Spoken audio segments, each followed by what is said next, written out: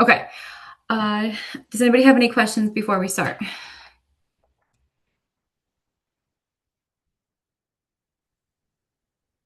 Can you hear Everyone me? can. I'm sorry. Yes. Okay. My thing is about the questions. The questions are more critical thinking because it's advanced firm. Because I feel like it's way different type of they accent more different than our previous firm. Um, I guess not so much because you're in advance. I ask those types of questions for all of my classes. But just as you get higher through the program, I do start to add more. Yes.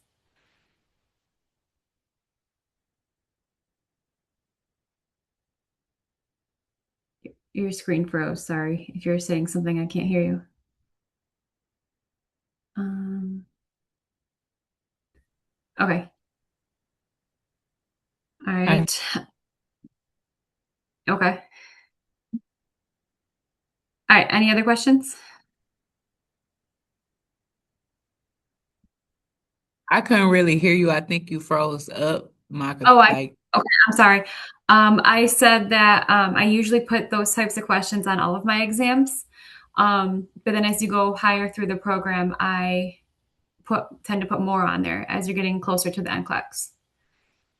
okay, because I'm trying to figure out like first myself, like what I'm doing wrong, and I think I got to go more into depth with things because trying to stay Possibly. like on the surface, the questions are more like critical thinking, and I'm like, I don't know if I went far in enough, but Okay. You might need to think in a deeper trail because it's more like application. It's like, okay, you know this information, but then how do I apply it to different patient scenarios? okay. Okay. Okay. So it's more like I don't know if you want to call it critical thinking, but it's more application. So it's more applying it, right? Because that's what you're going to start doing. I can teach you drugs all day long, but I want you to know like what to do with them too. So all right. So if you want to look for more of like those types of questions to look at or things like that, or think about that when you're studying, that'll probably help. Okay. Any other questions before we start? Okay. I will. We talked about it today. If you were not on the tutoring, I will have another tutoring appointment next Tuesday. All right. Tuesday seemed to be the day that worked better. So I will do that every Tuesday from 1:50 to 2:50. All right. So if you want to come to that, I will do that every Tuesday. Okay. All right. I don't think there's an audio issue today. I'm not echoing everywhere, right? We're good. Okay. Perfect. Okay. I need to know how much have you learned about glaucoma in MedSurg? Did you get to the eyes yet? We just started yesterday. Okay. Did you finish the eyes? Like, did you Yeah, get through that chapter? yeah. Okay. So you guys did learn what glaucoma is and all the stuff that goes along with glaucoma. Is that correct? I'm understanding that correctly. Okay. Because the drugs that we're going to do today are going to be the eyes and the ears. So if you don't know what glaucoma, I'm going to try to explain it briefly, but if you don't know what it is, I'm going to try, but hopefully you have some base from med surge. Okay. I do teach med surge too, so I do know what gets taught in that class. So hopefully that's helpful. So let me share my screen. All right. Let me see. All right. Miss Hyde, can we check and see where the PowerPoint's at? Because I need to write stuff down Okay. You as guys, you tell us. you still don't have them yet? Yes, I'll go check the status if I need to, but no. You want me to keep waiting or do you want me to start?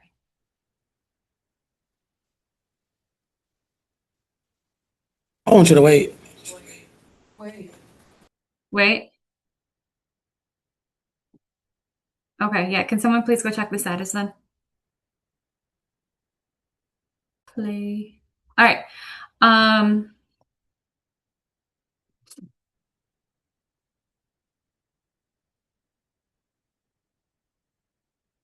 all right. Otherwise, let's get started. Let's see.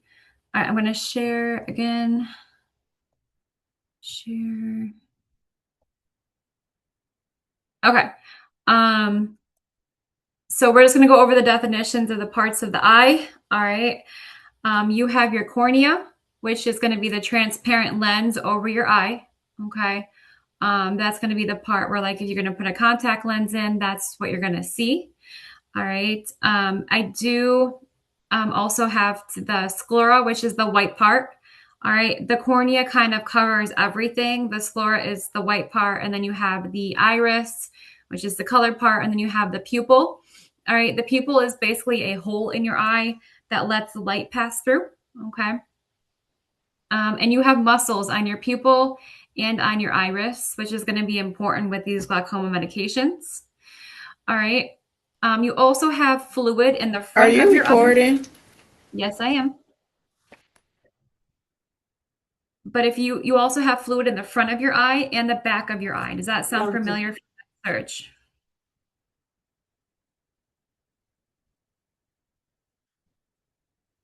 Okay. The retina is at the back of your eye. You also have that connected to the optic nerve, which is how you get the vision turned into a light signal. So I have this whiteboard app here. All right. So I just wanted to briefly show you. You basically have the front part of your eye, and then you have the back part of your eye. So this part right here is going to be the cornea, this big clear plastic covering. Okay, cornea. And then I have my dark pupil hole. I'm going to have my color of my eye, which is my iris. And then I'm going to have my sclera. That's the part of the eye that we see in the front. Okay. Then in the back, it is lined with the last layer, which is the retina. And that is connected to the optic nerve. This is a nerve that sends information to the brain. Okay. When I see vision outside, light comes into my cornea.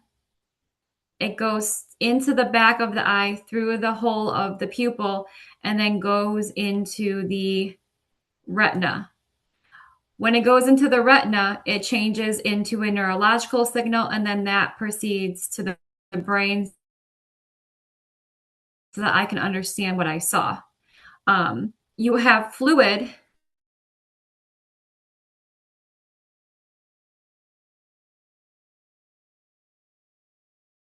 of the eye, okay? Or to drain, because if it doesn't have anywhere to drain, it's not going to come out of the eye, and then the eye is constantly making more fluid. So if I can't drain it, the new fluid is just going to build up on top of the old fluid. So you have little drainage holes about here where the fluid from the front and the back can drain through here and then can go into your lymphatic system, and then you can get rid of it. However, when you have glaucoma, the access to these drainage out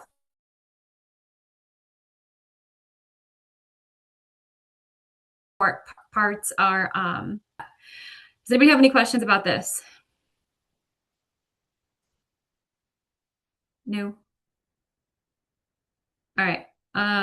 Hopefully that kind of helped show you what I was referring to with the parts of the eye. So those are the definitions right here. All right. When you have glaucoma, all right, what you're going to see is going to be damage to that optic nerve, all right, and the retina, okay, because fluid is pushing on the back of it, all right. Fluid from here is pushing on this nerve. When this nerve gets damaged, when it gets nice and red and angry, all right, you cannot put these what images that I see to my brain. If I can't put it to my brain, I can't see. So the bigger and the larger amount of damage that happens to this nerve, the more issues I'm going to have when it comes to being able to see. This optic nerve and basically killing it is not going to be good for my ability to see because I won't be able to send messages to my brain. I'll take in the images, but I won't be able to send them to my brain so I know what I'm seeing. All right. This won't happen. All right. So when fluid builds up here and here, it's going to put pressure here, and I won't be able to get any nerve signals to my brain as to what I'm actually seeing. All right. So you have two types of glaucoma. You have open angle and you have closed angle.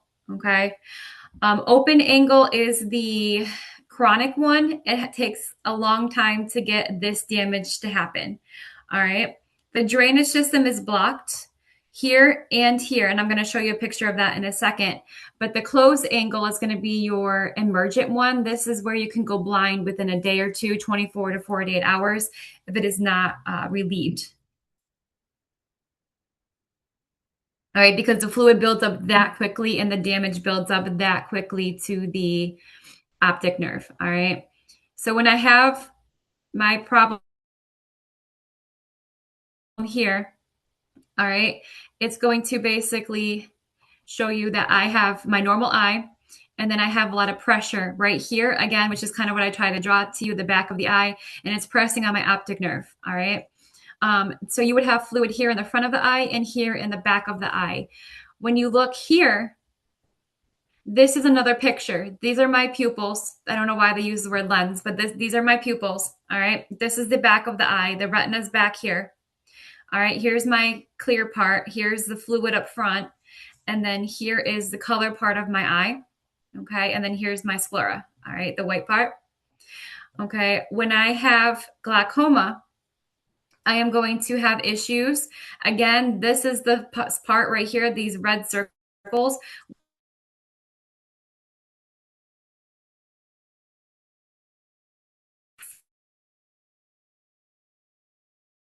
Needs to come out from the front fluid continuously. I can get rid of open angle glaucoma. The passageway here for me to get fluid from the back of the eye to this hole for it to drain is going to be narrowed.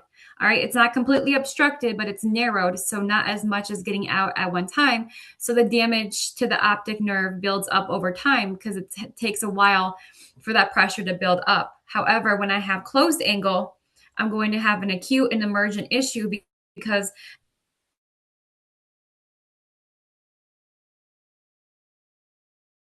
a complete option. All right, your computer is freezing. How much did you not underhear? It went out and you came back in and it said something about 24 to 48 hours again, and then they did 24 to 48 hours. Okay. All right. I think we're good now. I was just showing you this picture right here. This was where I went next. I don't think it blocked out for that much. Open angle is going to be my option here for the chronic version. All right. The iris right here is going to be the colored part of my eye, and then this lens is going to be the pupil. So there are muscles on the pupil and on the iris right here. Okay. And then the fluid from the back of the eye needs to come around the iris to go into this drainage hole right here. Okay. So that the old fluid can come out so that new fluid can be made. The passageway here for the open angle is going to be narrowed. So fluid is still coming out, but it's not going out as quickly. So over time, more fluid builds up and puts pressure on the optic nerve. Here for closed angle glaucoma, you have your drainage port over here, but the whole entire iris has been pushed up. and it's blocking the fluid out into this part to get drained. So now all of this fluid is draining or it's not going anywhere, and it's building up very quickly in the back of the eye, and it's going to put pressure on the optic nerve, all right, within the 24 to 48 hours. All right, that's why this one, the complete obstruction for the drainage of the fluid, is acute. This one over here, where you have a narrowing and fluid can still get out, damage happens over time with the open angle. All right, so that's the difference between open versus closed angle glaucoma. These are the classes that we're going to talk about. There are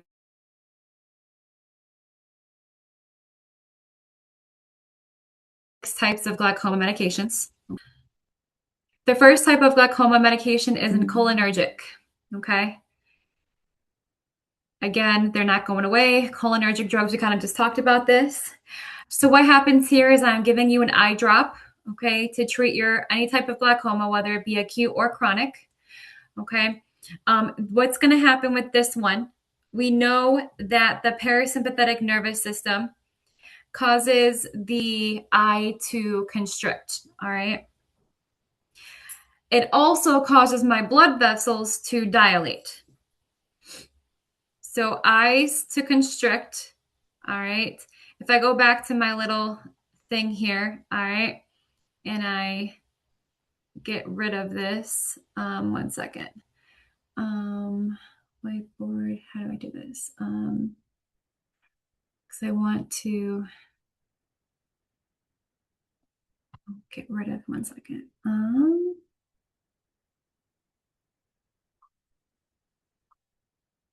Let me see.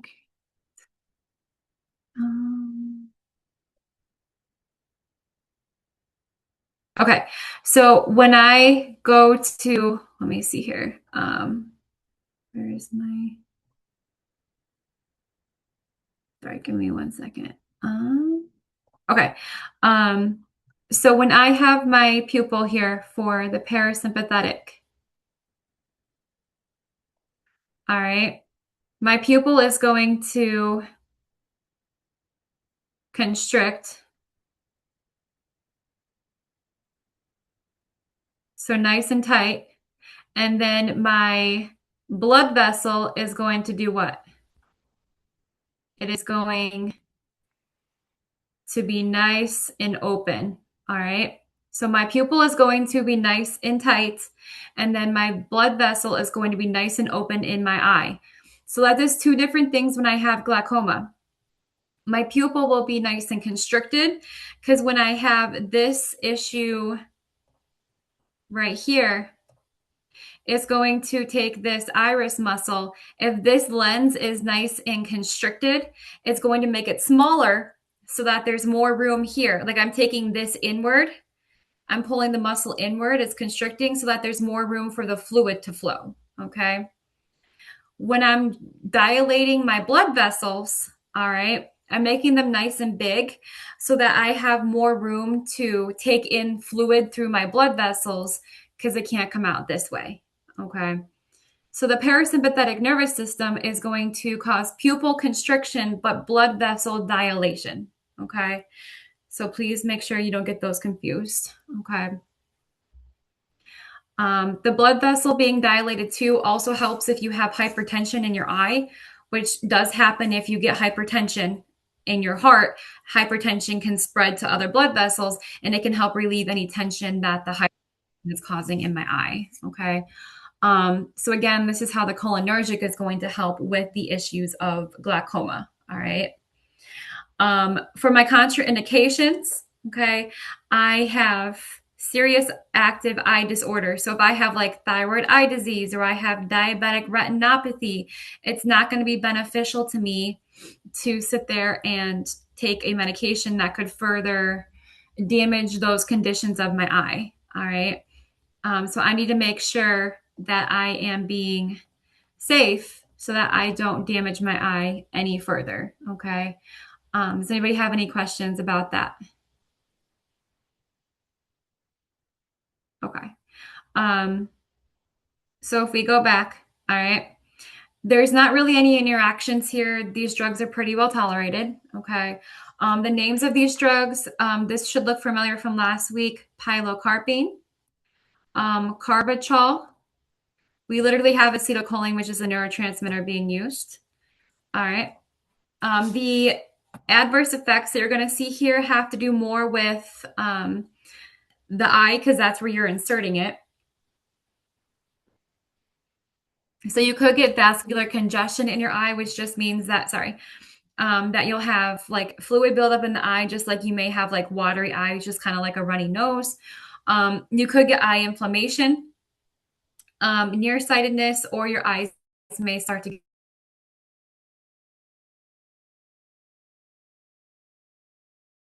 blurry. Okay.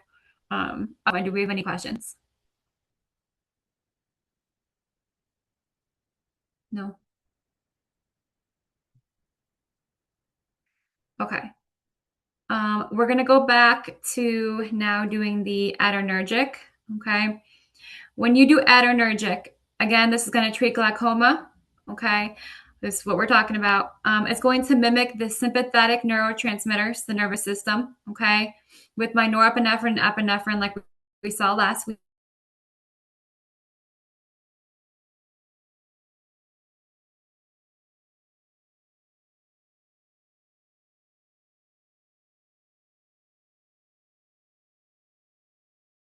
It's going to cause pupil dilation of what the cholinergic medication. Can you repeat that? Sorry, I'm using this for the first. Yep. So the adrenergic eye drops for glaucoma are going to cause vasodilation, but vasoconstriction. Okay. Vasodilation. Or sorry, I misspoke. Pupil dilation and vasoconstriction, which is the exact opposite of where we were with the cholinergics. Okay. So to give you more of a visual to write this out with my sympathetic nervous system,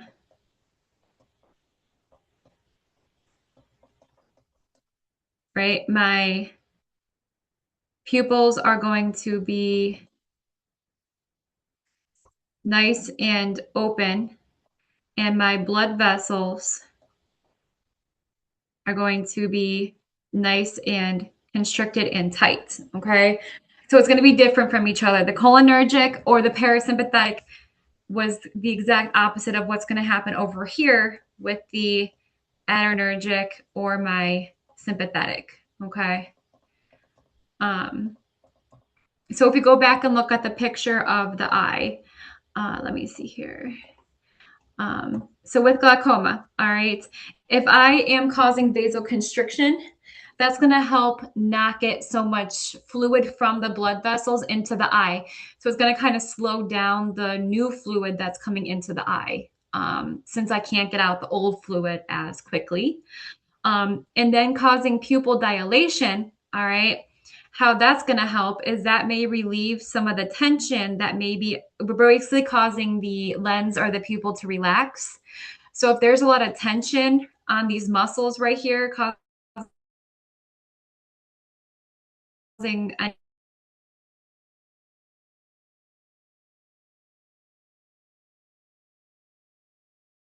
these narrowing or obstructions, it may have fluid to come back out. All right. And then pupil dilation. All right. But again, that's the opposite of the cholinergic that we just saw, because that did pupil constriction and vasodilation. So they are the exact opposites of each other. Okay. Which again, you can see what I drew for you right here. All right. So again, exact opposites. When we get pupil constriction, and then we get pupil dilation, and then we get blood vessel dilation, and then pupil constriction. All right. So these are always a hard thing that get confused. Please make sure you're aware that these look different. Okay. Questions about this? I know my artwork here is beautiful, but hopefully that kind of lays it out for you. because I can't write on the board. So hopefully this is, I don't know, somewhat comparable. Probably not, but all right. We have no contraindications here. There's no reason why you shouldn't give this adrenergic medication. All right, unless you have an allergy, but an allergy I like to call a forever contraindication. You're going to have an allergy no matter what drug, or you shouldn't give a drug no matter if you have an allergy for any drug. So again, I tend not to say that one because it's kind of a given. And then the interactions, these ones have a lot of interactions because they can affect so many things.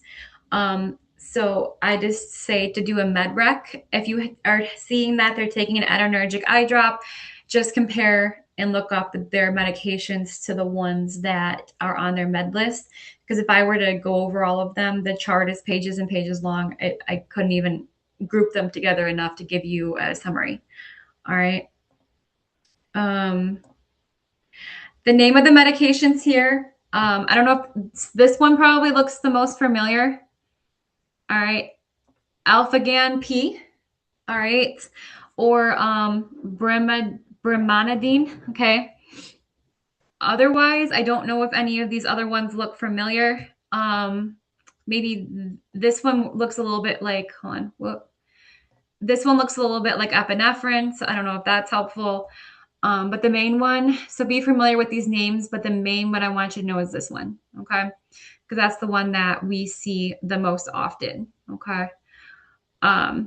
My adverse effects here, again, are going to be eye related because I'm putting the eye drop in my eye. So you're going to see more localized effects here, okay? Because we're hoping that these medications, the cholinergic and the adrenergic, only affect the eye. We're hoping that they don't go to other places and cause any adverse effects. So I'm going to feel eye burning, eye pain, okay? Increased tear production, all right? And then that was pretty much all that you get with that. So you may have like increased lacrimation, okay? Eye pain or eye burning that may go away once you stop taking the medication. So if these are really bad, the patient may want to try a different one, okay? Otherwise, that is the adrenergic. Do we have any questions about that? I got a quick question. So when you say leakage, is it leaking from the blood vessel or is it fluid that's already in the eye that's leaking? So when it comes to vasodilation or vasoconstriction? You said? When it comes to, are you talking about the vasoconstriction part or the vasodilation part? The vasoconstriction with the adrenergic. Okay.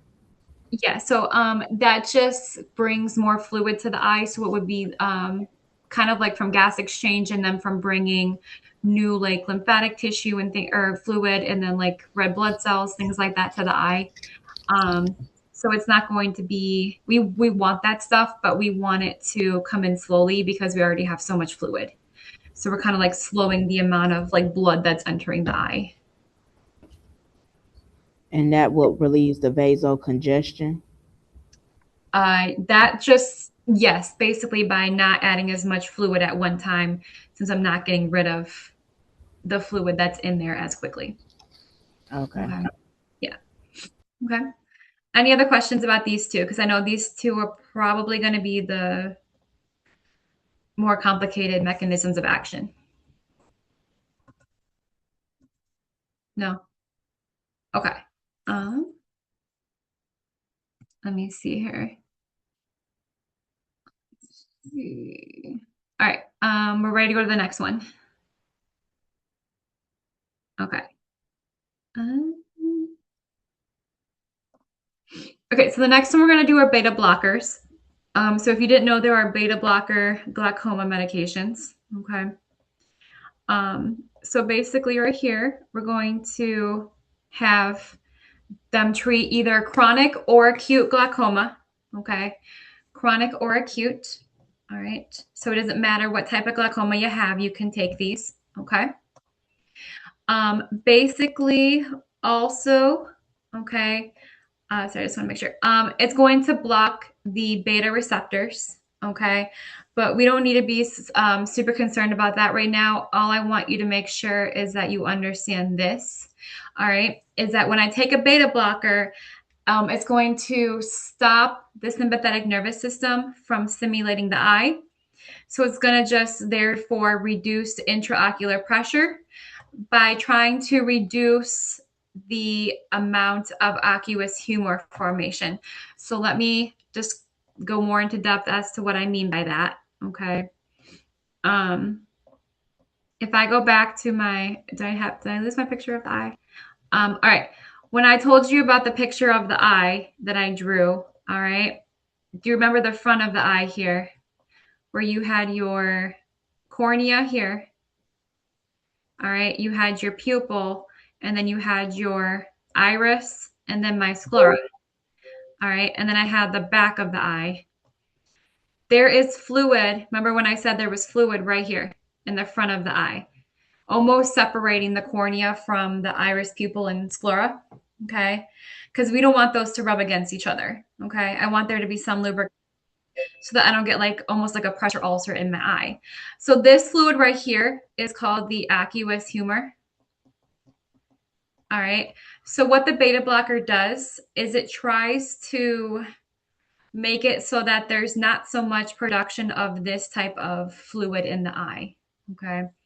I don't want this. I mean, I need this, but I don't want a lot of it because if I already have a lot of pressure back here, right? Because I said there's also fluid back here. All right. This fluid is called the vitreous humor. Okay. But if I already have a lot of fluid right here that's not being drained out the front of my eye, I don't want a lot of fluid up here either because that's going to make the pressure worse. Okay. So what the beta blocker is going to do is it's going to try to stop the part of the eye that makes this fluid. All right. It's going to try to decrease how much fluid is being made in this part of the eye so that it doesn't contribute to the overall pressure in the eye. Okay. So that is what the beta blocker is doing by blocking the receptors from the sympathetic nervous system. Okay. So basically all I want you to know is that it reduces intraocular pressure by decreasing how much of this fluid right here is being made. Okay. Do we have any questions about that?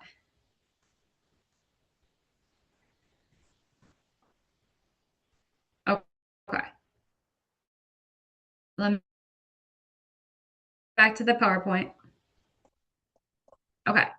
So that would be my mechanism of action here. Again, reduces intraocular pressure by reducing aqueous humor formation, which is the fluid in the front part of the eye. Okay.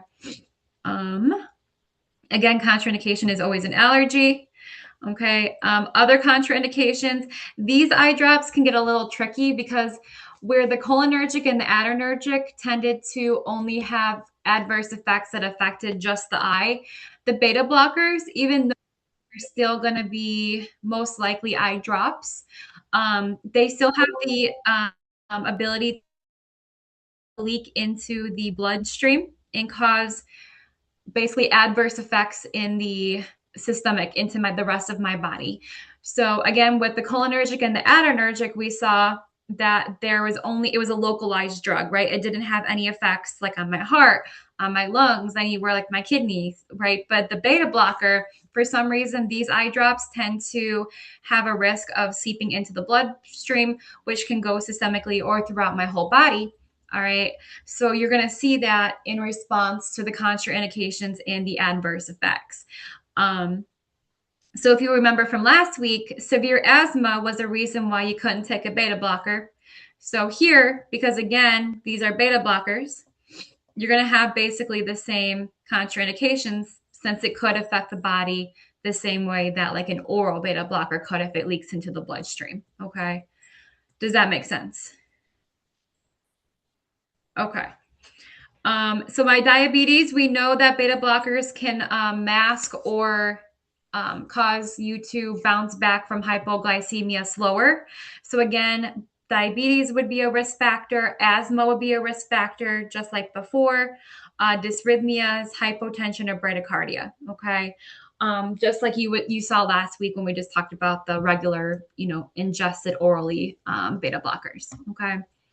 Interactions here, very unlikely. They are very much tolerated by other medications, so not a huge worry with that. My names of these drugs, again, pretty easy, just like the beta blocker medications that were oral, they all end in lul. Okay. So when they all end in lul, that makes it easy to recognize which ones are going to be my beta blocker eye drops. Okay. Hopefully some of these look familiar. If they don't, that's okay. However, the ones that we tend to see the most would be Timolol. Okay. And I see this and this one, the two L ones. I'm not going to pretend like I'm fluent at pronouncing those. All right. But please make sure that you're familiar with all of these names. Again, but the most common ones would probably be Timolol. All right. That's the one that I tend to see the most in my practice when I was on the floor. All right. Otherwise, my adverse effects here, they're going to look, again, very much like a localized reaction, just like we saw with the other two, plus the rare risk of it leaking into my bloodstream and causing adverse effects of regular beta blockers, like hypotension, asthma attacks, bradycardia, okay, dysrhythmias, hypoglycemia, all right? So those things do have a risk of happening, but again, it is rare. Okay, most of the effects that we're going to see are still going to be localized because, again, I'm inserting it right into the eye. So I'm hoping that it stays there. Would be eye burning and discomfort. Okay, blurred vision, pain, sensitivity to light, increased tear production, and inflammation of the clear, transparent part of my eye, the cornea. These should look similar to the localized effects that I saw with adrenergic and cholinergic, plus the extra effect of the risk of it if it's about beta blockers before I move on to the next one.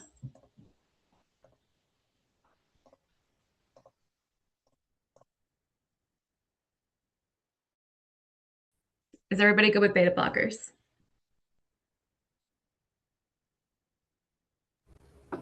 Yeah. Okay, I will move on to the next one. If you have a question, let me know. All right, so we're going to move on to the next class of glaucoma medication, which was my CAIs. Basically, this was a type of diuretic. I don't remember if you, or I don't know if you remember this from last semester when you did diuretics. If not, obviously, we're going to go over it again. But it may look familiar. So this is a type of diuretic, okay? It can treat any type of glaucoma. So again, it can treat acute or chronic. So it doesn't matter which type that I have. But one thing that needs to be mentioned is that it is made from sulfonamide antibiotics. I don't need you to remember that class of antibiotics, but I do need you to know that some medications are made from ingredients of these antibiotics is a huge component to this. So if you are allergic to sulfa, you cannot take any drugs that are made from sulfonamide antibiotics. And unfortunately, CAIs, that type of diuretic, are made from ingredients from sulfonamide antibiotics. So if you have a sulfa allergy, all right, you should not take this medication. All right, a sulfa allergy, no CAI for you. Okay. My mechanism of action here, all right, is that it stops this one particular enzyme, okay, carbonic anhydrase. We don't need to worry about that. All right. What I'm worried about is that you know why a diuretic would be helpful in a glaucoma situation. All right. Because again, if I have all that fluid built up in my eye, a great way to get rid of that is to give you a drug that gets rid of fluid in my body. Because again, it's going to also get rid of the fluid that's in your eye. All right. Otherwise, again, sulfa allergy should not be taking this because you'll get anaphylactic shock. If you have any kind of kidney issues, you should not be taking a diuretic in general, let alone this one. All right, because it's going to make my kidneys work harder to process all the extra fluid and can make any kidney issues worse. And then this also has a risk of liver damage. So if you already have liver damage, it wouldn't be beneficial for me to give you a drug that could make it worse. All right. Also, it can cause hypokalemia. Okay, just like any diuretic can, it can make my potassium levels low. All right, that's not new there. Okay, my interactions. Okay, the only main one, the most dangerous one that you need to worry about is that if you take this, because you can take this one orally or you can take this one as an eye drop. Okay, so it doesn't really matter which way you take it, it can still help your glaucoma. But if you're also taking digoxin, all right, it can cause you to have digoxin toxicity. Question? No, someone turn the mic on. Is there any questions? Okay, so yes, no. Hey, Okay. Morgan, can you do like a teach back with them? Can you hear me? Yes. I'm looking at them, listening, but I'd like to see if they actually, understood it. So if you could do a teach back with them, let them teach you back what you just said before you move too far. Okay. Thanks. Yeah, no problem.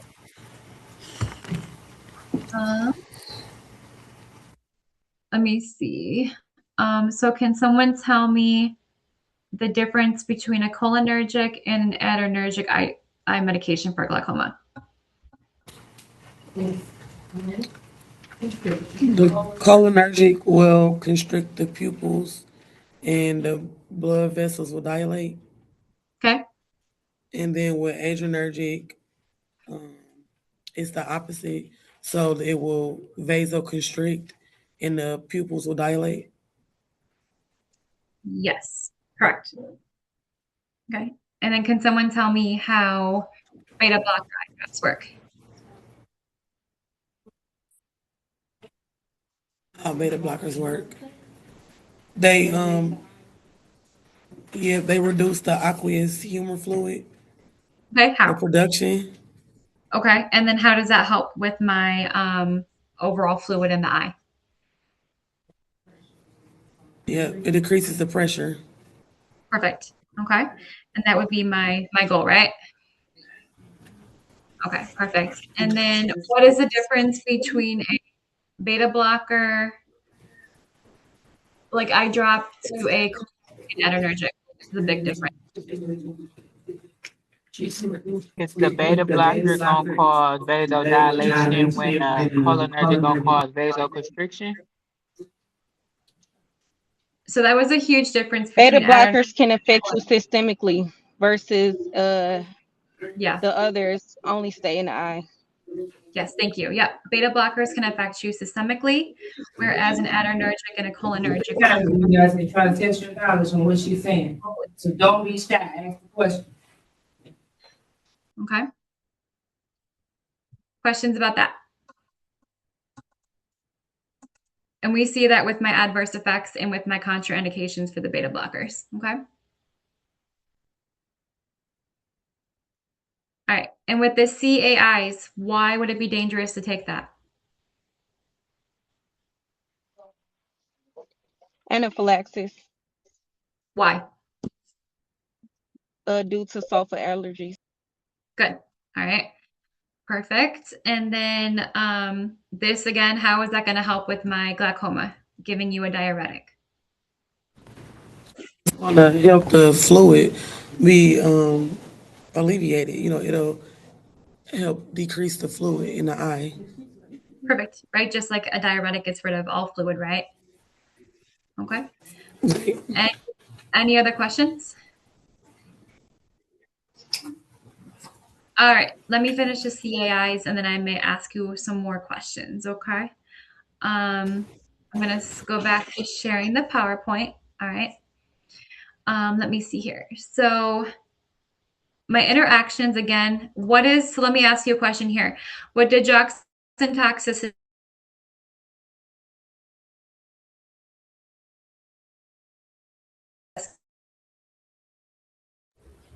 what is Can the you repeat biggest that if because I you get broke up? digoxin toxicity? I know it can cause a lot of bad things. Yeah, so if I have a risk for digoxin toxicity here, what is the major thing that can basically kill me with digoxin toxicity? It could cause Like your heart overdose? rates.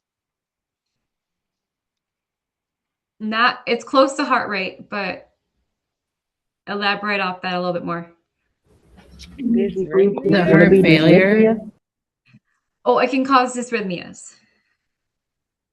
So like a fatal dysrhythmia, like VFib, VTAC, something that would make you go into cardiac arrest. So yeah, basically. All right. So does that make sense why I would be so concerned about digoxin here? Okay.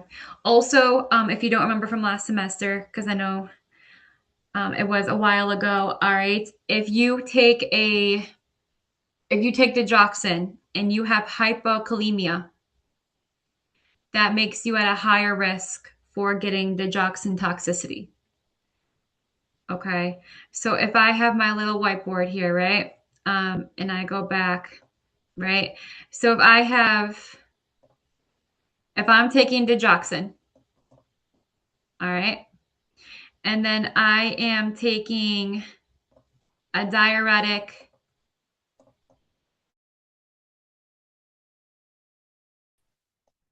what is a huge risk of an adverse effect for that diuretic?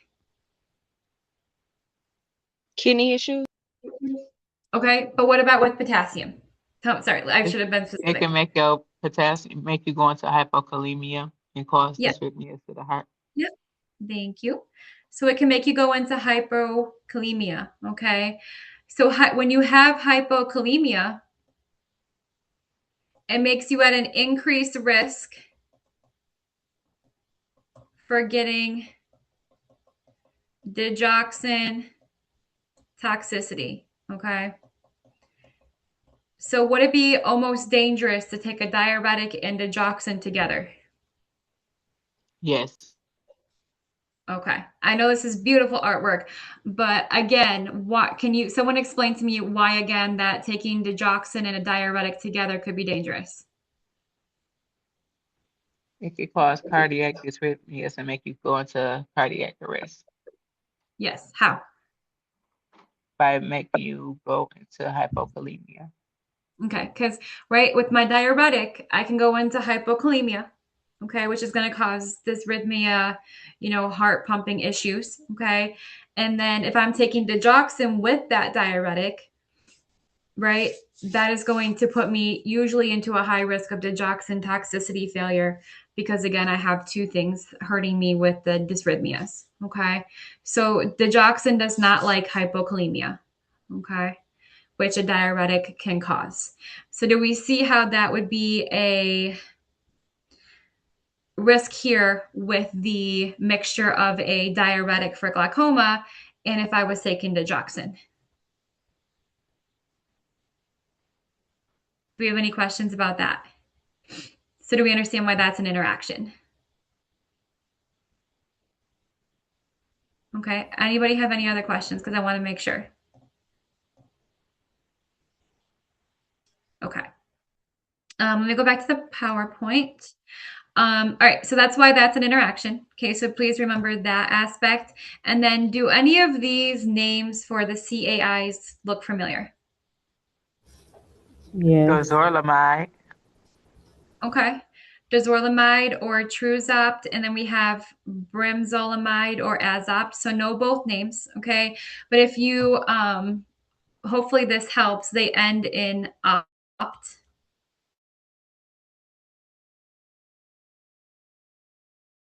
Okay, for both. Otherwise, my adverse effects here again are going to be systemic because I can take this orally or I can take it as an eye drop, but usually I'm going to take it orally. So is that going to get into my whole entire body? Yes. I take it as a pill. Okay. So do we see how that would affect anything and everything, right? Because it's going to help with my eyes, but it can also go everywhere else, right? Okay. So you're going to see that with things like drowsiness, hypokalemia, loss of appetite, which causes anorexia, numbness and tingling, blood in the urine, hives, sensitivity to light, ringing in the ears, and blood in the stool. Okay. What is my concern with blood in the urine and blood in the stool? Internal bleed. Perfect. All right. So is that something that you should be doing as a nursing implication, monitoring for that?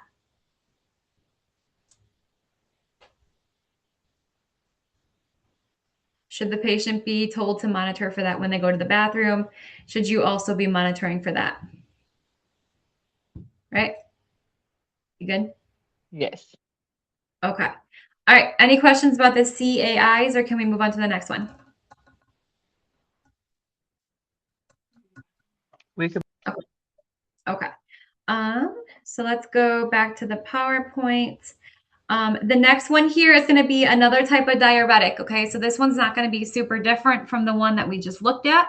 It's just a different type of diuretic that helps with glaucoma, and that's going to be an osmotic diuretic.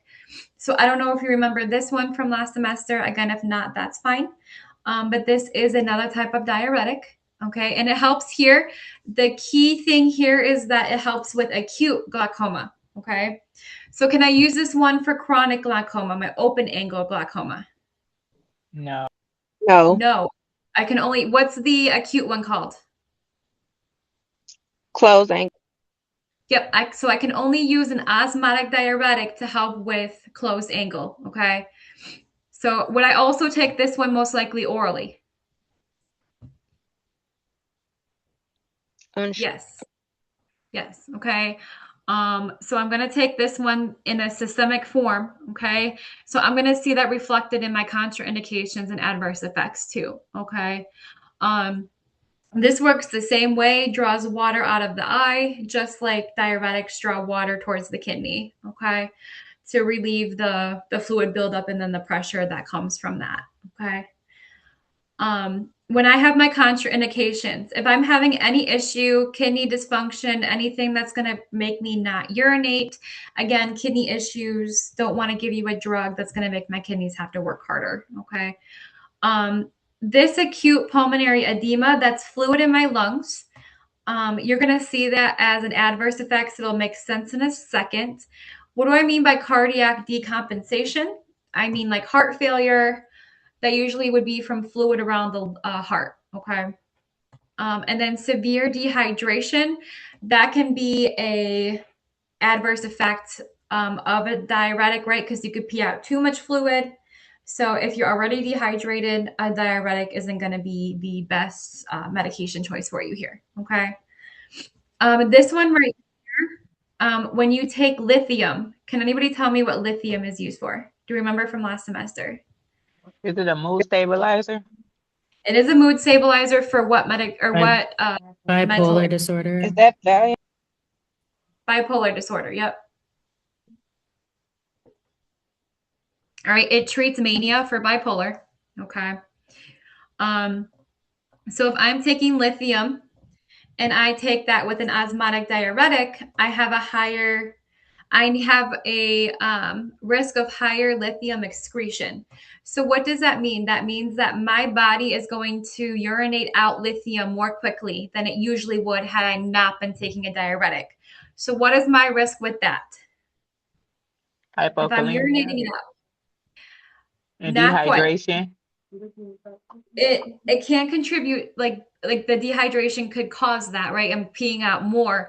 But if I am getting rid of the lithium levels too quickly, what is that going to mean for my lithium medication? It's not It's gonna be effective. ineffective. Yeah, so I'm going to probably need a higher dose, right? Okay, because if I'm peeing it out more, I'm going to need to replace what I'm urinating out more quickly. Does that make sense? Okay, and is that dangerous to give me a higher dose of lithium potentially? Yes. Because what do I have a risk for? Just like digoxin with lithium. Yeah, toxicity. Okay, we go with that. Okay, so keep that in mind when you look at this. Okay, the names here are going to be glycerin and mannitol. So the one that are osmotrol. So this is going to be the one that we use the most commonly. This probably looks familiar to some of you. If it doesn't, you will see it, in the future. Otherwise, my adverse effects here are going to look systemic. because again, I'm giving this in the whole body, not just as an eye drop in the eye. Okay. So I'm going to risk for convulsions or seizures, headache. Again, here is your pulmonary congestion. Okay, that's why pulmonary edema was a contraindication. So what does pulmonary edema mean? Fluid in the lungs. Fluid in the lungs.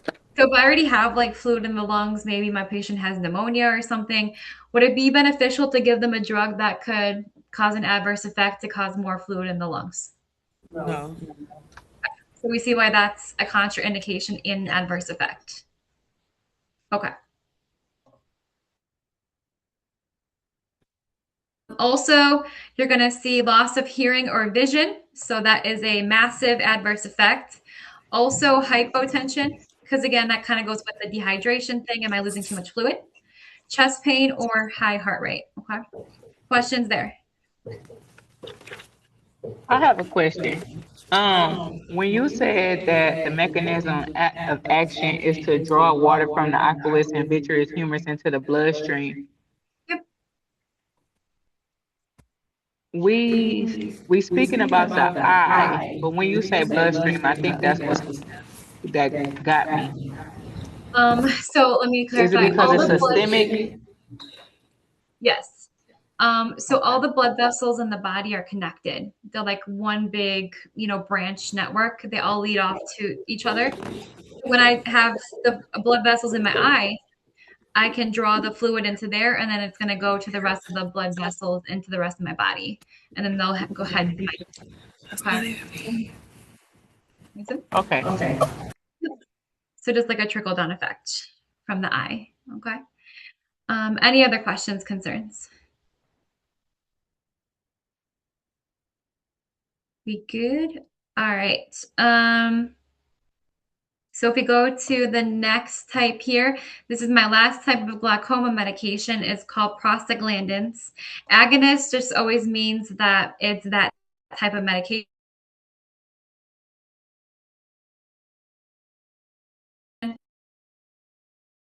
So basically it's saying, yes, this is an these also are made to treat any type of glaucoma, so it doesn't matter if it's acute or chronic. All right, these are going to be the most successful ones. You're going to see these ones used pretty commonly. They're pretty much the drug of choice. What do I mean when I say drug of choice? The one that the doctor normally prescribed.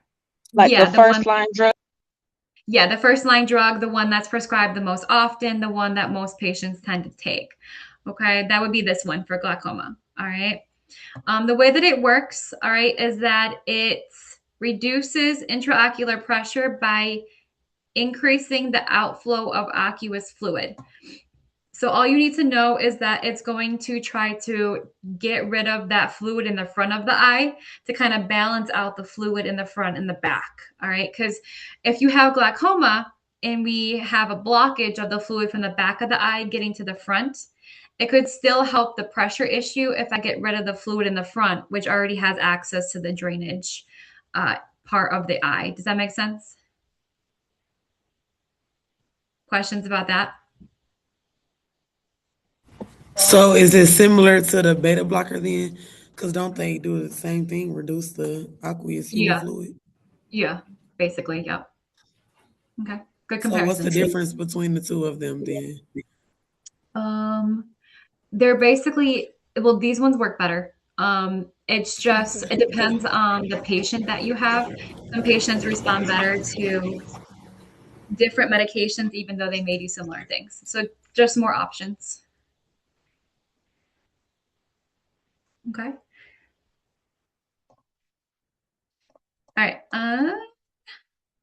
So these, again, no contraindications aside from an allergy. And then when we're talking about interactions, just if you're going to take these with any eye drops that contain the chemical thimerosal, which is like a preservative that can be put in a lot of like vaccines and medications, all right, you need to take them like apart, which I guess this is pretty much given anyway. If you're giving 2 medications or 2 eye drops, you should probably give them about 5 minutes in between anyways. So it's pretty much goes with how you give multiple eye drops anyways. So you don't really have to worry about remembering that because you just kind of do it anyways. All right. Questions about that? All right. You should wait about 5 minutes in between giving eye drops anyways. Okay. Let me see. The names for these ones, they end in Prost, which prostaglandin, Prost. Hopefully that will help you remember. But Lantana Prost,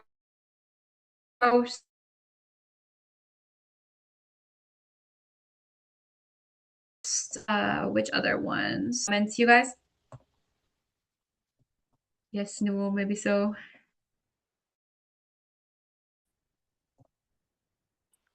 I'm Okay. familiar with Latanoprost. I done gave that before, but Okay. Yes, this is probably so know all the names, but if you're going to have one that probably you're going to see the most, it's going to be this one. Okay. okay. All right. I'm sorry. You do have to know the other names, but just know that I'm picking out the ones that you're going to see the most. Okay. All right. Adverse effects. There's not really a lot of them because this drug is really tolerated well, which again is why it's a drug of choice. Okay. However, it can make it feel like you have a foreign body in your eye. Like you're blinking your eye, like you feel like there's like maybe like an eyelash in there or something that you can't get out. So it could make you have that feeling in your eye that doesn't go away, which could be uncomfortable. It can increase the length of your eyelashes, which for a lot of people isn't going to be that concerning. It can give you a dotted appearance on your cornea. So that transparent lens on the front of your eye can actually have like a speckled appearance because of this. It could make your eyes bloodshot, or it could give you, again, like blurred vision, eye burning, eye itching. So you're going to have localized effects here. Okay. And then one weird thing, okay, this is very important to remember, is that if you have any other color eye besides brown, you have a risk of that color permanently. So if you have blue eyes and you're taking a prostaglandin, Can you repeat that? You went yeah, out. yeah. So if you have blue, hazel, or green eyes and you're taking a prostaglandin eye drop for glaucoma, you have a risk of those color eyes turning brown permanently. If you already have brown eyes, you don't have to worry about it because brown can't turn to brown. But any other color eye can turn to brown and you'll permanently lose the a different type of eye color. Okay. Does that make sense? So you said if you have hazel green, blue eyes, and you taking this medication, it could change your eyes permanently to brown. But if Correct. your eyes are already brown, you don't have to worry about it. Yeah, because you can't change a brown eyes to brown. They're already Right. brown. Yes. Okay. Okay. So do you still have the risk? I'm sorry. Do you still have the risk of it changing even when the med is stopped? Because I see under there, it's looks like it's maybe a typo. Maybe I'm reading wrong, but it just says there's still even if med stops. So even if the med stops, it could still change. So what I meant by that is that even if the medication is stopped, the color change is permanent. So like it's not going to go away. Oh, okay. Yeah. So once it changes color, it's going to stay that way. Yeah, that's what I meant. Thank you for What clarifying. what's in the medicine? Well, what's the reason behind that? Like, what causes the color to change? Is it the strength of the medicine, or is it the ingredients? I think it's the ingredients compounded together, and they just found on clinical trials that that is a risk factor. Just the And way it's that grouping of medications together. and that's a high chance of it happening. I'm not familiar with the chances of it off the top of my head. I Okay. think it's more of a rare side effect, but I don't have like a percentage or anything. Okay. So that needs to be educated to your patient because they may need to know that if their eye color changes, what's going on so they don't freak out, right? Because I have hazel eyes. If my eyes just turn dark brown one day, I may freak out, right? Because that isn't normal for me, Okay. Make sense? All right. Otherwise, that's it for glaucoma. Okay. I do want to do these. So my ocular antimicrobials, these are going to be eye drops that you get if you have an eye infection. It does not matter what type of pathogen it was caused by. So I want to show you this right here. We have a different type of antimicrobial for a bacterial cause, a viral cause, and a fungal cause. Okay. That's why it's called antimicrobial. Because when you hear antimicrobial, do you just think bacteria, pathogen, or do you just kind of think pathogen in general? Yeah, pathogen in general, right? So it can be for any type of infection in the eye. And then again, we're going to break that down based off of what the actual pathogen is, would be the type that you receive. Okay. So for these, all right, the bacterial, you're going to see these. These are basically going to look like the typical antibiotics that you would receive. So we have the levofloxacin, the erythromycin, the azithromycin, the bacitracin, the gentamicin. Do these look familiar as to typical antibiotics that you would see either given to you for whatever type of infection, right? Yes. Okay. Yes. All right. And then when we have a viral eye infection, okay, mostly if you have an eye infection, it's going to be bacterial. However, we do have to have options in case for some reason you do get a viral or a fungal. Okay. These you probably have not heard of. All right. However, the one that I want you to really know is this organic cyclovir. I'm not good at pronouncing these, I'm sorry. But the only reason I want you to know this particular one is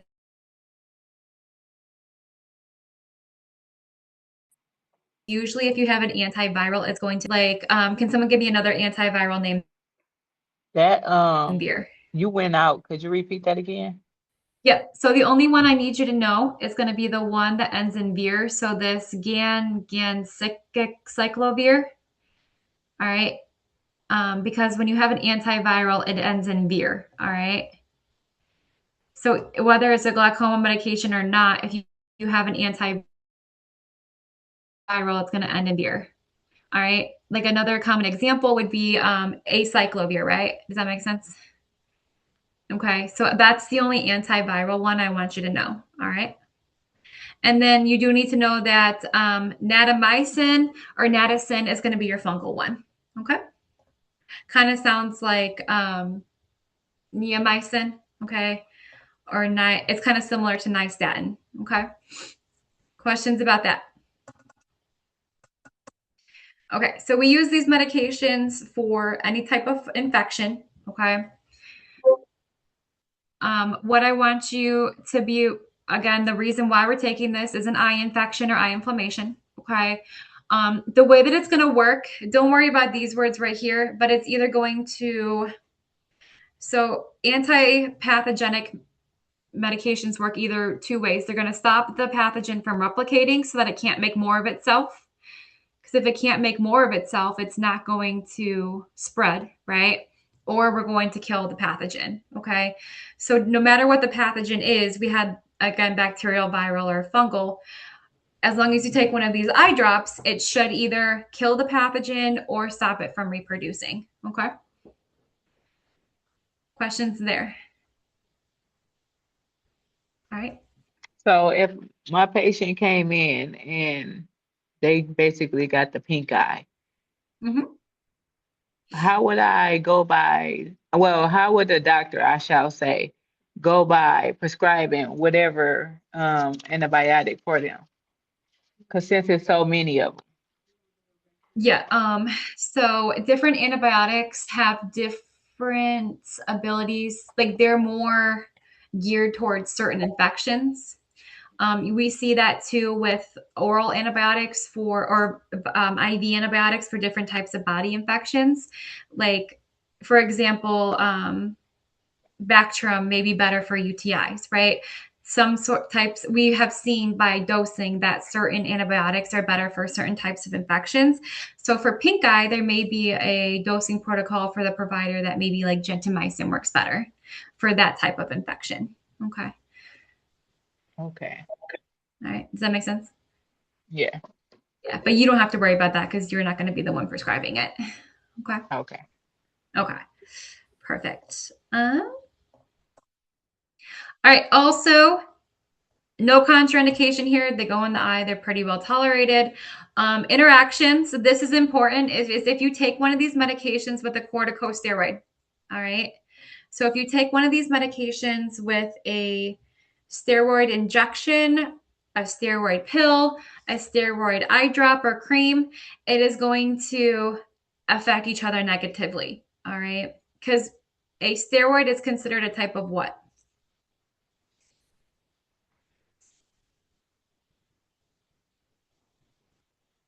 Have you heard that a steroid can be a type of immunosuppressant? Yeah. Okay. So a steroid can be a type of immunosuppressant. Okay. Usually if you take a lot of it, it'll start depressing your immune system. Okay. So if I'm taking a antimicrobial, do I need the immune system to be more on its game for this infection to Yes. treat it? Yeah. So do I want to take it with a immunosuppressant that could take down the immune system that I need to work? No. Okay. So again, this isn't the case with like every part of the body. People take antibiotics and steroids together all the time. However, when it comes to the eye, we want to avoid it. For the eye is very sensitive. It's not good to mix the two together. Okay. We good here? No. So you saying it's not good to mix the antimicrobial with steroids? Correct. Okay. Yep. No antimicrobial eye drops with steroid medications. Okay. And then my adverse effects here are going to be localized and systemic. Because again, these antibiotic, antiviral, antifungal ointments, drops can tend to get into the bloodstream very easily through the eye. All right. So you can get inflammation of the eye, burning of the eye, stinging of the eye. Okay. And then just like any other type of systemic medication, you could get hives, like skin irritation,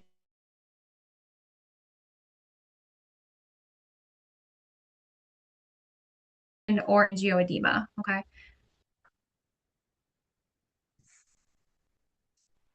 Okay. You went out again. Ms. Morgan, you went out again. You buffered.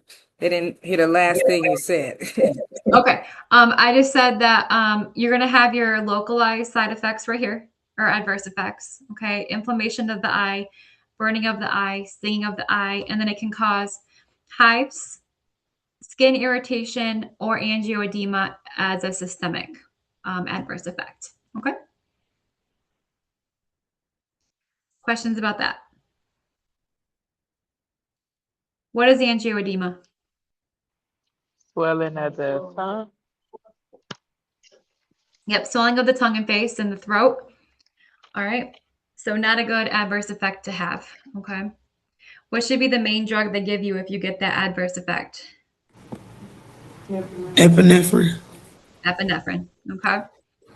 That good? All right. So we're gonna go to the next thing here. We're almost done with the eyes. All right. So we have eye drops now that are anti-inflammatories. All right, so we just did like the anti-pathogen, the antimicrobial. Now we're doing anti-inflammatory. Okay, so that's going to be my, again, steroid eye drops or NSAID eye drops. Okay, because those are both my two types of anti-inflammatories, correct? Okay. Should I mix these with antibiotics, the antivirals or the antifungals?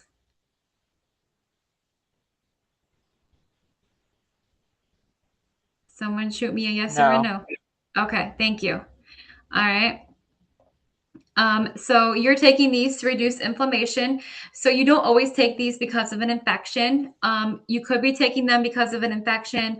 However, you may also be taking them for trauma, something like that, swelling, other inflammatory symptoms. All right, maybe a certain eye condition. Okay.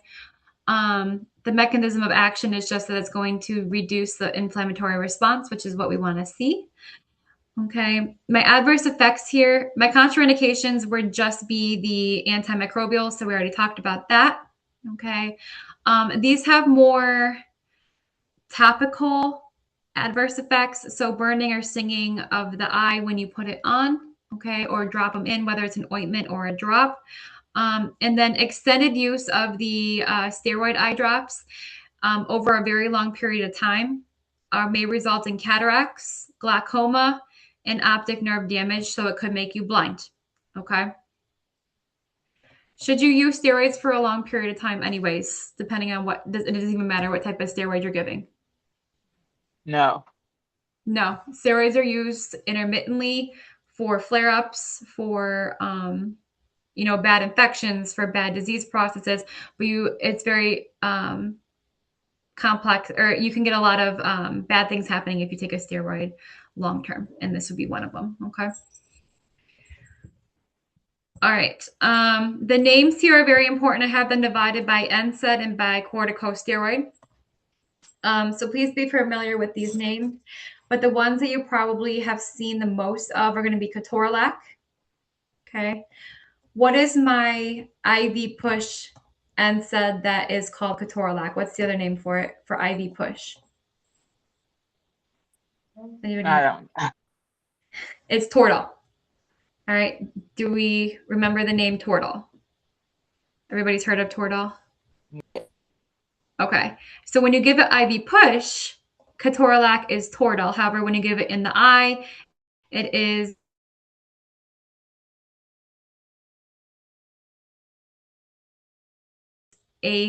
Acular, dicyclophenac. I'm not good at pronouncing this. Or Voltaren. I went out. Okay. Know the Ketorolac and the Voltaren. Simple enough. Okay. Know both What names. forms do that Voltaren come in? Because I know that can be a cream for pain. Yep. But yeah, that's basically the other use for it, is it can be a cream for pain. Okay. But it can also be probably an ointment for the eye for inflammation there too. Okay. And then for the steroids, I need you to know dexamethasone or Decadron. All right. I need you to know prednisolone. And I need you to know this Retisert, or however you say this one. Okay. This fluocinanoid. Okay. We good there? Can you repeat those? Yep. Dexamethasone or Decadron. The second one, the fluocinanoid or the Retisert. Okay. And then the prednisolone. All right. Because those are going to be your most commons. Sound good?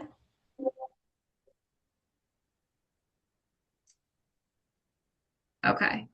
The last thing here is that we have just really quickly here, anesthetic eye drops. So they're made to relieve pain in the eye, like before you go for eye surgery. And these are going to be tetracaine and propranocane. What do those sound like? Lidocaine.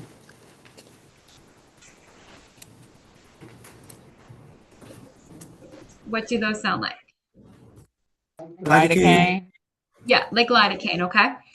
So those are used to treat pain in the And eye. anesthetic. Yep, an anesthetic or because an anesthetic basically, or like an analgesic, however you want to word that. Okay. Like to decrease feeling in the eye. Okay. For eye exams, we're going to use atropine or I don't know how you want to say this, cyclopentolate to dilate my eyes, like when I go to the eye doctor. Okay. Or I can use this fluorescein. Do we see this picture right here? All right. When you go and get when you have like a scratch on your eye or some kind of eye trauma, they will give you these eye drops, this fluorescein, and it will it'll highlight the part of your eyes that are damaged when you turn out the lights and look at it with a UV light. All right, so that you can literally see like the part that gets damaged. Okay. Huge diagnostic tool with that.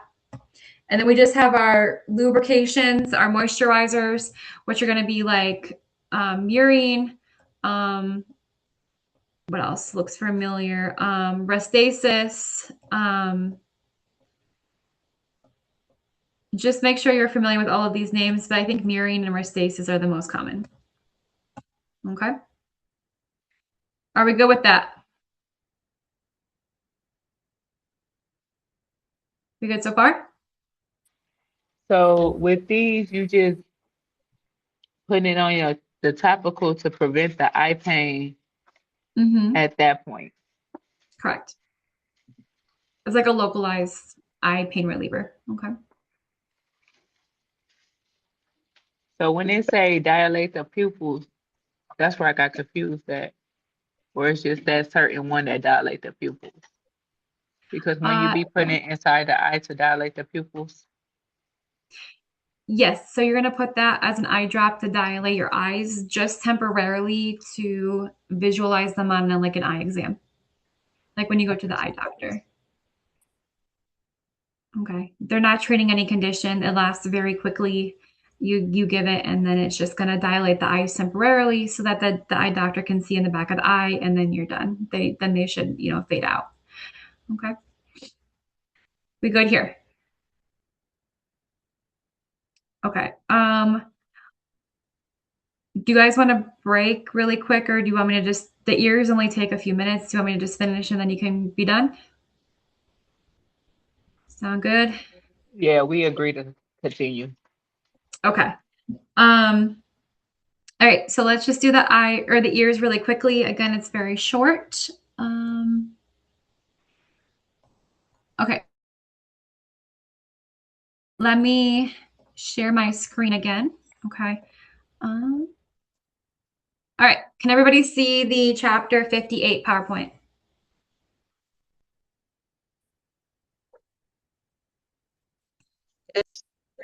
Okay. Did you guys learn the ear chapter? No. Yes, we went over it yesterday. Okay, so does this look familiar right here, what I'm showing you, the picture of the ear?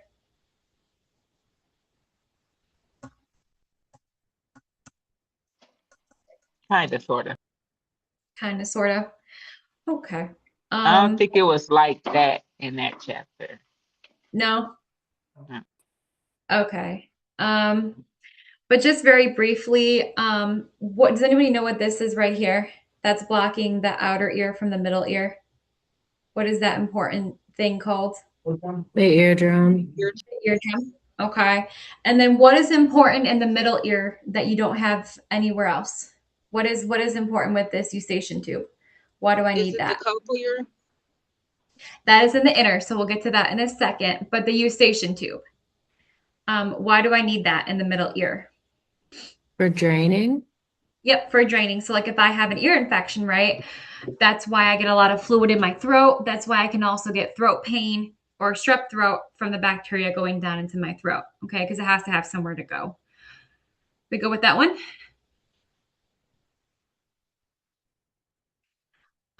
When you have an ear infection, it's usually called otitis media for middle ear. Okay, we go with that. Because this little red part right here is the middle ear. Does that make sense? Okay, I'm not trying to get super ear anatomy on you. I just kind of want to, because we're going to talk about drugs that are going to treat these really quick.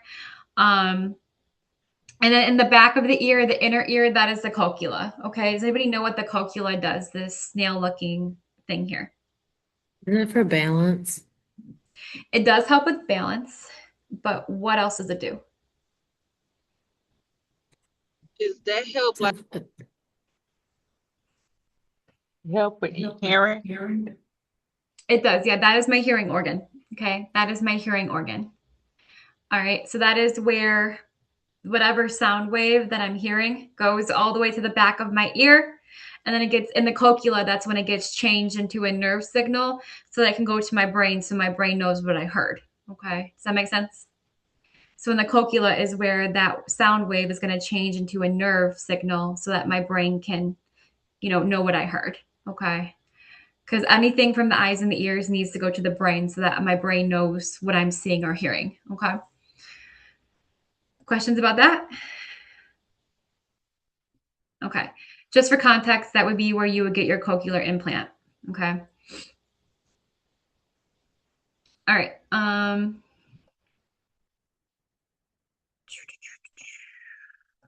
right. So what is otitis media? This is going to be your ear infection. Okay. Like I said, it's usually an infection of the middle ear. Okay. Ideally, we would want the fluid to flow down the eustachian tube into the throat so that it doesn't congregate in the ear. However, if a lot of fluid does build up in that part of the ear from swelling, it can't leave. What does it have the risk of doing? Because if the fluid can't get out from the eustachian tube going down, how is that fluid going to want to get out? Because eventually pressure Rupture the eardrum. Yep, it's going to rupture the eardrum and come out the external ear. Okay. All right. So if you have a patient with a bunch of pus and fluid coming out the external ear, could that be a sign that they have a ruptured eardrum? Yes. Okay. We go with that? Okay. Just wanted to clarify that. So what do I give you to treat an ear infection? All right, usually ear infections occur from bacteria or fungus, okay? So my options are to give you an antibacterial or an antifungal, whichever one the doctor, I don't know if they're going to do an ear swab to do a culture on that, or they just kind of know which one is which. That's up to the doctor to prescribe, okay? But I'm giving you this for an ear infection, okay? And then it's going to... These ones are really good because, like with the eye, was I able to combine a steroid with antimicrobial? No. No. However, the ear is the opposite. The ear works better when I combine a bunch of types of medications together. Okay. It works better when I combined an antipyretic, a steroid, an antimicrobial. You'll see any kind of mix of all of those, and we're going to go through different kinds. Okay. We actually want to mix them together because we see a better result. Okay. So the first type of antibiotic, if you have a bacterial ear infection, is going to be called I can't say these. I'm sorry. Cordyceps otic. All right. It's going to be called Cordyceps otic. All right. That is basically me mixing neomycin, which is an antibiotic, with hydrocortisone, which is a steroid. Okay. So Cordyceps otic would be a combination of neomycin, an antibiotic, and a steroid, hydrocortisone. Okay. And this one is one of the only ones that you cannot give if I have a perforated eardrum. Do you think it's important that you know that?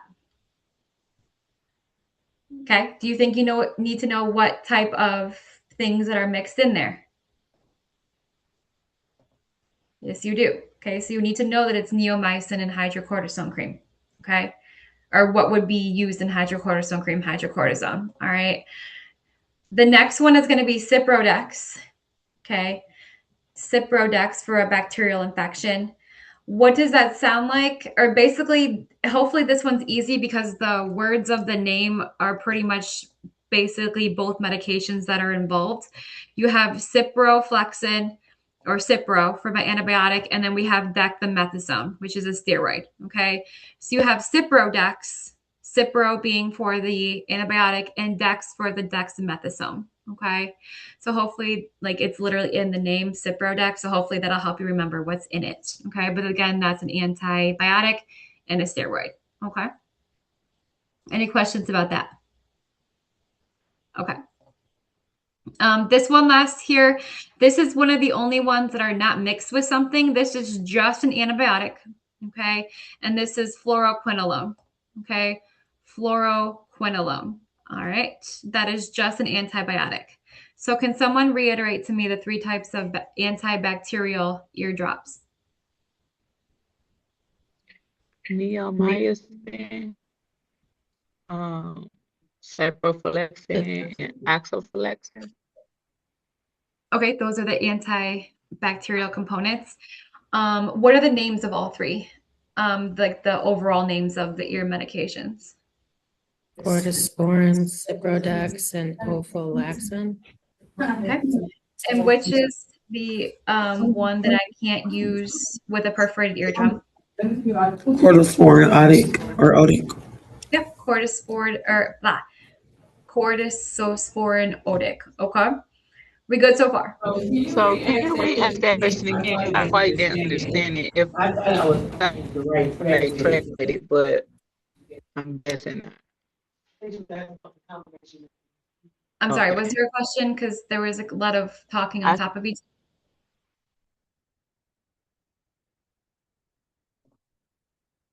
Yes. Question or no? Yeah, she was asking like, were you asking her or asking us like the combination names? Like, what are the names of the? Okay, because she didn't hear you. So, Yep. so So like just yeah. Ciprodex, which will be like ciprofloxacin and dexamethasone, and cortisporin, Odic, which is the other combination. Yep.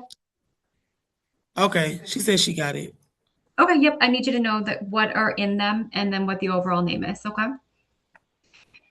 And then I want I'm you to sorry, you know said what are in them and what else?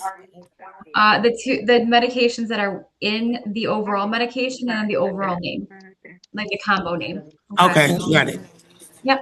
And then just know that the corticosporin Odic, however you say it, can't be used with a perforated eardrum. Okay. Because again, we said that that was a risk factor with a ear infection. Okay. So if it like progresses to that point, that medication should not be used. All right.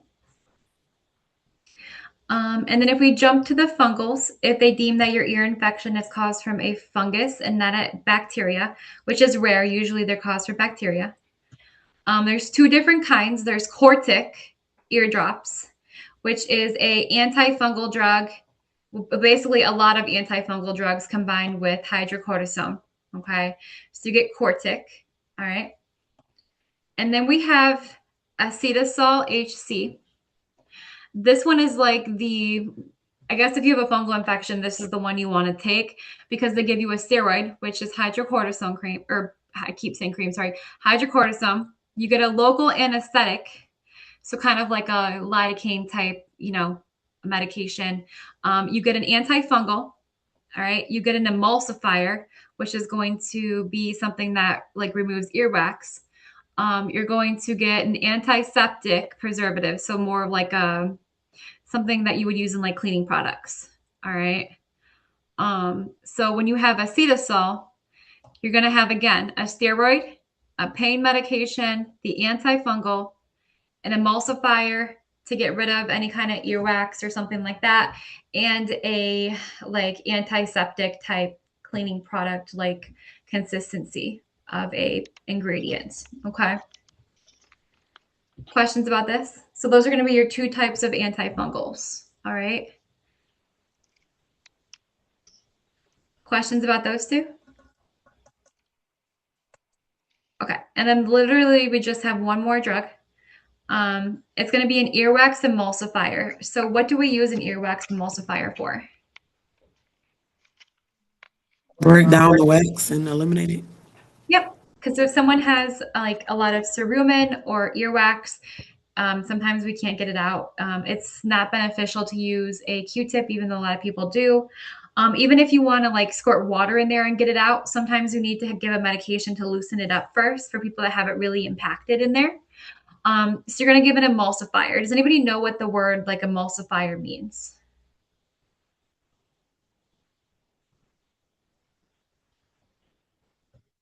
Emulsify usually means to break up like oil and mix it with another solution so that instead of having like a clump of oil, you have it like spread throughout a solution. Exactly. And what is oil? That is fat, right? If you didn't know, oil is a type of fat. So it basically emulsifier means a type of fat breaking down chemical, right? Earwax is wax, so it is a type of fat. So basically, I'm telling you that an emulsifier is going to break down my type of earwax. Okay. So its mechanism of action is it's going to break it down. It's not going to get rid of it, but it's going to break it down so it's not as clumped together. It's going to loosen it, and it's going to help me be able to get it out. Okay. So the goal is I'm taking it to loosen up the earwax. Otherwise, after that, it's my job to get it out, or the patient's job to get it out, either with like a piece of gauze, like wipe it out, or doing like usually some type of irrigation. It's like some kind of water spray pick or something in the ear. All right. Questions about that so far? Okay. The name for this drug is usually Debrox. Okay. You could call it carbamide peroxide, but usually we just call it Debrox. Has anybody used that before? No. Yes, on patients. Okay, perfect. So if you haven't seen it, you might. Okay. So again, we usually use this and then we irrigate it afterwards. All right. However, if you have any kind of ear drainage like pus, an eardrum rupture, something like that, ear irritation, you're going to want to not use these. That's a contraindication for this because we don't want to like put stuff in there if there's already, an infection or inflammation going on. Okay. And just the very last thing I wanted to mention is please know again which one ruptures the eardrum, okay, and which ones don't. All right. Also, please know that if you're going to give an eardrop, it needs to be room temperature. Okay. So if they need to be stored in the refrigerator, you need to take them out ahead of time, let them sit on the counter and turn into room temperature before you can give them. Because what happens if I give a patient a like an eardrop that is cold? What's going to happen to my patient?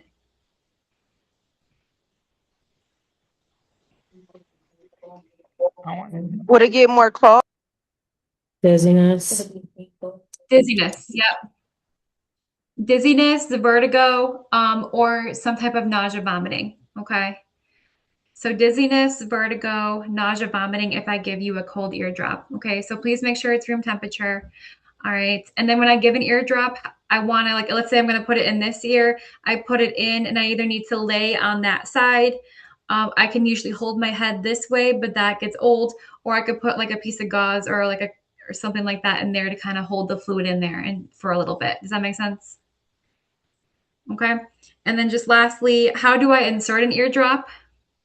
I pull the ear up and back. Okay. I pull the ear up and back so that I can get inside.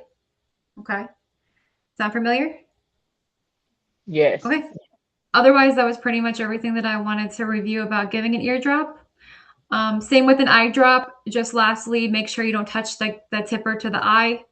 All right. Make sure your hands are clean and give like a couple minutes in between like multiple types of eye drops. Okay.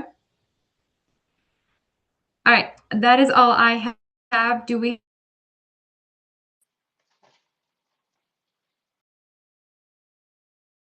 any questions or concerns? Are these I the got a two question. chapters we're going to be going over for the next test? Yes. Okay. So your next test will just be these two. Okay. I got a question. I might be reading this wrong. That could be possible, but it says keep in mind that perforated eardrum may be a contraindication to these drugs. Then under it says Cipro and Ofloxacin can be used with the Yeah. So perforated eardrum. yeah. So what I just meant by that is with the 3 antibacterial ones, you couldn't use the corticosteroidic and the other two. Okay, thank you. Yeah. Any other questions, concerns? No. Okay. Anyone else? I just want to make sure before I end the. Anybody else have any questions? No, they said no. Okay. Like I said, I will upload the recording. It takes a while after we're done with the meeting for it to load on my computer. So I will upload it probably tomorrow. All right. Okay. Okay. Thank you. Thank you. Have a good night. Have a good night.